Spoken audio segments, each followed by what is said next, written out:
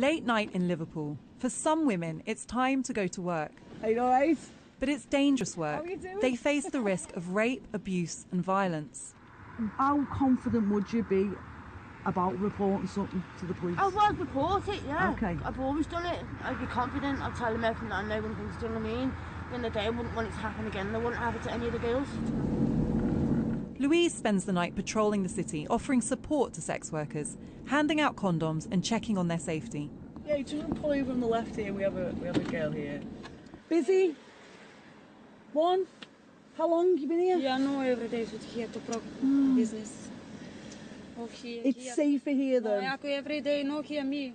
In this part of the country, the police have tried to build relationships with sex workers.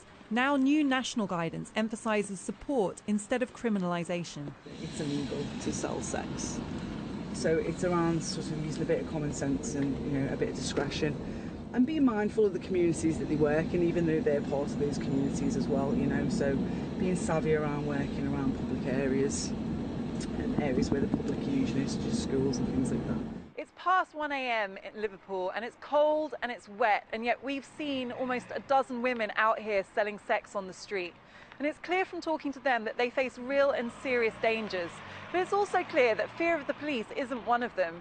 It feels like prostitution is tolerated here. It's a long way from these scenes in London in 2013. The new guidance warns police that brothel raids create mistrust. It's a change of direction welcomed by sex worker Charlotte Rose.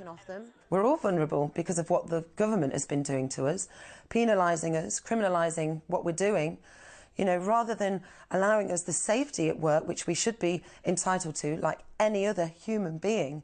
We're not. We're deemed as the lowest of the low. I may be an indoor worker, but I still face just as many dangers as somebody who does on the streets.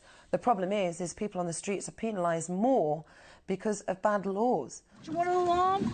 The idea of creating a safer environment is a backward step for some campaigners. Our law sends really mixed messages about prostitution, and we end up with a situation in which some police forces operate so-called managed zones. Now, this is where prostitution on the street can take place.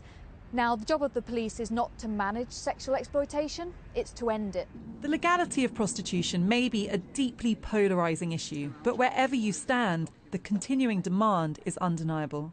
Afua Hirsch, Sky News.